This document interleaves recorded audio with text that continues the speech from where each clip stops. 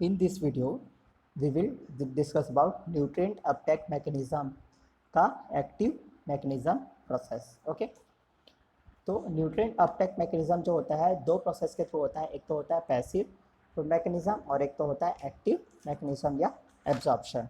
So in previous video we already discuss about the passive mechanism of nutrient uptake and in this video we will discuss active mechanism of nutrient uptake, right? So firstly we discuss introduction.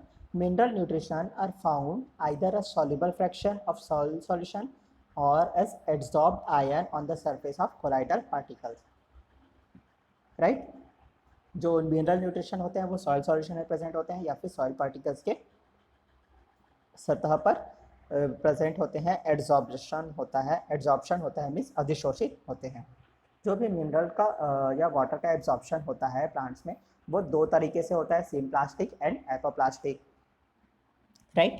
तो symplastic में क्या होता है, जो plasma across the cell membranes nutrient का या water का absorption नहीं होता है, only cell wall to cell wall होता है, राइट? एंड एसिम्प्लास्टिक पाथवे में क्या होता है, साइटोप्लाज्म टू साइटोप्लाज्म होता है, means across the cell membrane water या न्यूट्रिएंट का एब्जॉर्प्शन होता है। Okay, so absorption of nutrients ये दो तरीके से होते हैं, passive absorption and active absorption. Passive में किसी भी प्रकार की मेटाबॉलिक एनर्जी की ज़रूरत नहीं होती है, बट एक्टिव एब्जॉर्प्शन में क्या होता है कि it is the absorption of mineral with expenditure of metabolic energy. इसमें मेटाबॉलिक एनर्जी की ज़रूरत पड़ती है क्योंकि इसमें क्या होता है, कंसंट्रेशन ग्रेडियंट्स के अगेंस्ट क्या होता है, आयंस का एक्सचेंज होता है। Okay, so active absorption, it is the absorption of minerals with direct expenditure of metabolic energy.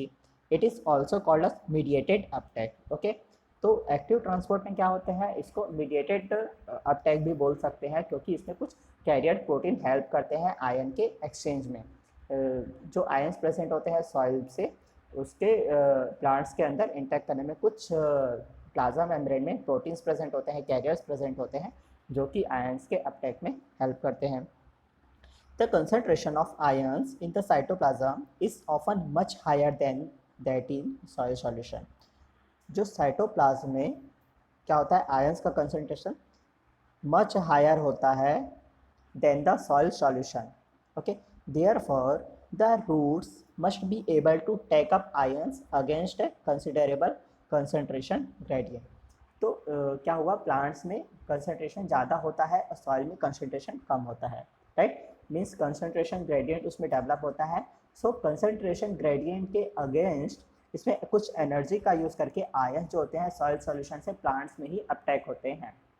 Passive में क्या होता था, डिफ्यूजन की प्रोसेस में high concentration to lower concentration nutrient absorb होते थे। लेकिन एक्टिव एब्जॉर्प्शन में क्या होता है, क्योंकि प्लांट्स में हायर कंसंट्रेशन है ही, उसके बाद भी कुछ एनर्जी का यूज़ करके उसमें एक्टिव एब्जॉर्प्शन होता है न्यूट्रिएंट्स का, राइट?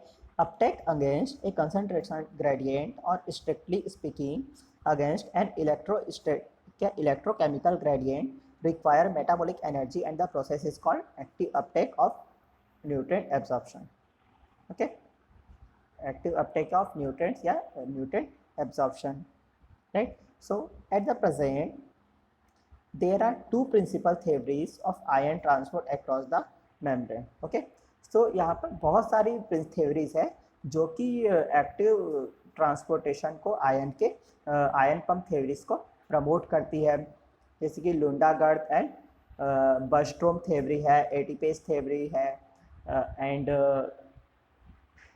क्लैर्कसन थ्योरी भी एक है।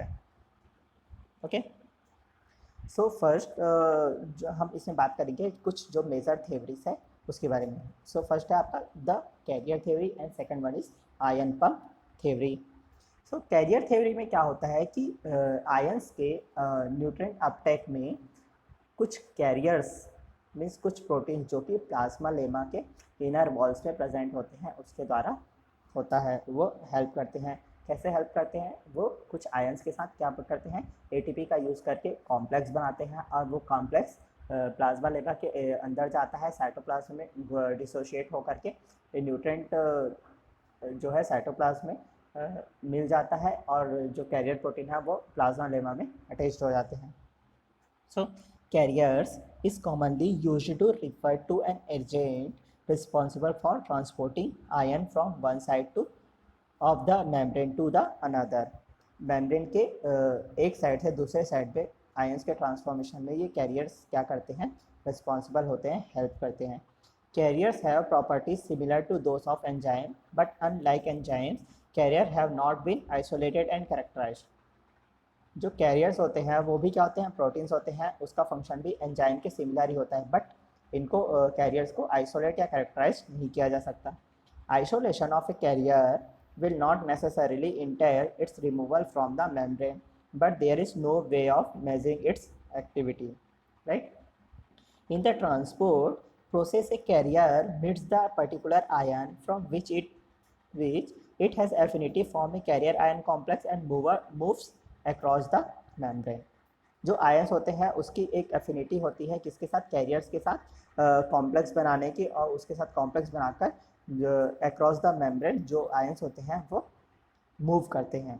The enzyme phosphatase which is located at the inner membrane boundary of plasma lemma, splits of phosphate group from the carrier ion complex and the ion is released. Okay, तो क्या होता है, देखो इसमें जो कैरियर आयन कॉम्प्लेक्स बनते हैं तो प्लाज्मा मेम्ब्रेन के इनर मेम्ब्रेन में क्या होता है, कुछ ऐसे फॉस्फेटेज एंजाइम प्रेजेंट होते हैं जो कि कैरियर कॉम्प्लेक्स को और आयंस को डिसोशिएट करते हैं और आयन क्या होता है, साइटोप्लाज्म में रिलीज हो जाता है. In this process of ion transport, energy is required and involvement of ATP is reported, right?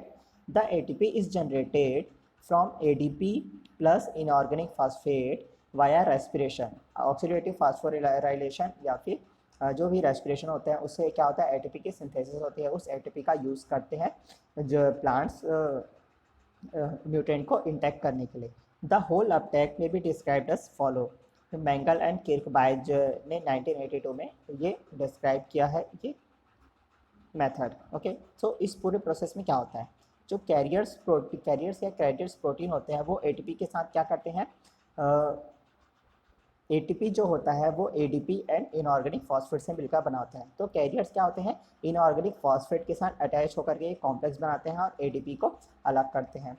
जो कैरियर और इनऑर्गेनिक फॉस्फेट का जो कॉम्प्लेक्स होता है वो आयंस के साथ अटैच होकर के कैरियर आयन कॉम्प्लेक्स बनाता है. जो कैरियर आयन कॉम्प्लेक्स क्या करते हैं, जो सेल मेम्ब्रेन या प्लाज्मा मेम्ब्रेन के इनर सेल मेम्ब्रेन में क्या होता है, फॉस्फेटेज एंजाइम होता है जो कि इस कॉम्प्लेक्स को स्प्लिट करता है, डिसोशिएट करता है carriers plus inorganic phosphate plus ion में. तो ये आयन जो है साइटोप्लाज्म में रिलीज हो जाते हैं. And net ion plus ATP, right, जो आयंस प्रोड्यूस होते हैं कॉम्प्लेक्स से वो आयन क्या करते हैं, एटीपी का यूज़ करके ion plus ADP plus inorganic phosphate बनाते हैं और आयन जो होते हैं आपके साइटोप्लाज्म में रिलीज हो जाते हैं, right. So this is the process of carrier protein theory. Okay, आप इस डायग्राम में देख सकते हैं कि जो कैरियर थ्योरी होती है वो कैसे होती है, राइट. तो आपको दो लाइन दिख रही है वो है मेम्ब्रेन की, राइट. तो जो मेम्ब्रेन्स होते हैं उसमें क्या होते हैं, कुछ कैरियर्स होते हैं जो कि फॉस्फोकाइनेज एक एंजाइम होता है जो कि एटीपी को एडीपी में कन्वर्ट करता है, एडीपी प्लस इनऑर्गेनिक फॉस्फेट में. तो वो इनऑर्गेनिक फॉस्फेट क्या होता है, कैरियर्स के साथ बाइंड होकर के उसको एक्टिवेट करता है. जो एक्टिवेटेड कैरियर होते हैं वो आयंस के साथ बाइंड होकर के कैरियर आयन कॉम्प्लेक्स बनाते हैं. कैरियर आयन कॉम्प्लेक्स क्या होता है, जो मेम्ब्रेन की इनर वॉल होती है उसमें फॉस्फेटेज एंजाइम प्रेजेंट होते हैं जो कि कैरियर आयन कॉम्प्लेक्स होता है उसको ब्रेक करते हैं और आयंस को साइटोप्लाज्म में रिलीज करते हैं, ठीक है. और जो कैरियर्स होते हैं उनको मेम्ब्रेन्स में रहने देते हैं, right. So this is the process of carrier ion theory और carrier ion transport across a membrane involving energy expenditure, right. तो एटीपी हमको कहाँ से मिलता है? जो माइटोकॉन्ड्रिया में रेस्पिरेशन होता है वहाँ से एटीपी प्रोवाइड होता है ऑक्सीडेटिव फास्फोराइलेशन की प्रोसेस के थ्रू। सो नेक्स्ट थ्योरी है लुंडेगर्ड cytochrome pump theory. Okay, so इस थ्योरी में क्या होता है? देखो ये क्या होते हैं? साइटोक्रोम पंप थ्योरी होते हैं, right? So Lundegard and Bostrom 1933 believed that there was a definite correlation between respiration and anion absorption. इन्होंने ये बताया कि जो प्लांट्स में रेस्पिरेशन होते हैं और आयंस का एनायन का एब्जॉर्प्शन भी नेगेटिव आयन का एब्जॉर्प्शन, ये दोनों कोरिलेटेड होते हैं और एनायन और कैटायन का एब्जॉर्प्शन जो होता है वो इंटरडिपेंडेंट नहीं होता है, right? Thus, when a plant is transferred from water to a salt solution, the rate of respiration increase. जब किसी प्लांट को नॉर्मल सॉल्यूशन से सॉल्ट सॉल्यूशन में रखा जाता है तो प्लांट्स में क्या होता है? रेस्पिरेशन का रेट इंक्रीज हो जाता है। रेस्पिरेशन के रेट इंक्रीज होने से क्या होगा? उसमें आयन का एक्सचेंज होता है। So this increase in rate of respiration over the normal respiration has been called as anion respiration और सॉल्ट रेस्पिरेशन इनको कहा जाता है, right? So Lundegardh 1954 proposed a cytochrome pump theory which is based on the following assumptions, right? The mechanism of anion and cations absorption is different. जो anion and cation का absorption होता है positive और negative charge minerals, उसका absorption different होता है. Anion are absorbed through cytochrome chain by an active process and cations are absorbed passively. जो anions होते हैं, लुंडेगर्ड ने ये थ्योरी प्रपोज की थी anions के लिए, ओके? इन्होंने रेस्पिरेशन और एनायंस के बीच के कोरिलेशन को बताया था, राइट? तो इसमें जो एनायंस होते हैं वो साइटोक्रोम्स के चेन्स के थ्रू एब्जॉर्ब होते हैं। तो साइटोक्रोम क्या होता है? साइटोक्रोम एक आयन पोरफायरिन प्रोटीन होती है जो कि एज ए एंजाइम एक्ट करती है इलेक्ट्रॉन ट्रांसपोर्ट चेन में। जो रेस्पिरेशन की प्रोसेस है इलेक्ट्रॉन ट्रांसपोर्ट चेन, उसमें साइटोक्रोम हेल्प करता है और न्यूट्रिएंट अपटेक में भी हेल्प करता है, right? So according to this theory, इस थ्योरी में देखो क्या होता है, ओके? अगर हम एनायन और मेम्ब्रेन की बात करें, इसमें क्या बताया? एनायन और कैटायन जो होते हैं इंटरडिपेंडेंट नहीं होते हैं, ओके? तो जो एनायन का एब्जॉर्प्शन होता है वो साइटोक्रोम का यूज़ करके होता है। मेम्ब्रेन के अंदर क्या होता है? ऑक्सीजन का ग्रेडियंट बढ़ जाता है, ठीक है? और ऑक्सीजन का कंसंट्रेशन क्या होता है? मेम्ब्रेन के अंदर बढ़ जाता है, राइट? जैसे कि क्या होता है? रेस्पिरेशन बढ़ता है। रेस्पिरेशन के बढ़ने से क्या होगा? एनायन का एक्सचेंज होता है। तो आउटर जो सरफेस होते हैं मेम्ब्रेन के, वहाँ पर ऑक्सीडेशन की प्रोसेस होती है और जो इनर सरफेस होता है वहाँ पर रिडक्शन की प्रोसेस होती है। साइटोक्रोम में कौन सा मिनरल इन्वॉल्व होता है? वो है ferrous, okay? So dehydrogenase reactions on inner side of the membrane gives rise to protons and electrons. जो हाइड्रोजिनेस रिएक्शंस होती है इनर मेम्ब्रेन में प्लांट्स के, जो कि प्रोड्यूस करती है प्रोटॉन H+ आयन और electron, right? The electron travels from over the cytochrome chain towards outside the membrane so that the ferrous iron of the cytochrome become reduced on the outer surface and oxidized on the inner surface, okay? क्या होता है? जो electron होते हैं वो travel करता है cytochrome का जो साइटोक्रोम चेन में, जो साइटोक्रोम चेन में Fe होता है, आयरन जो होता है वो रहता है, वो क्या होता है? आउटर सरफेस में ऑक्सीडाइज्ड हो जाता है और इनर सरफेस में रिड्यूस हो जाता है इलेक्ट्रॉन के कारण, okay? On the outer surface, the reduced cytochrome is oxidized by the oxygen releasing the electron and taking an anions, okay?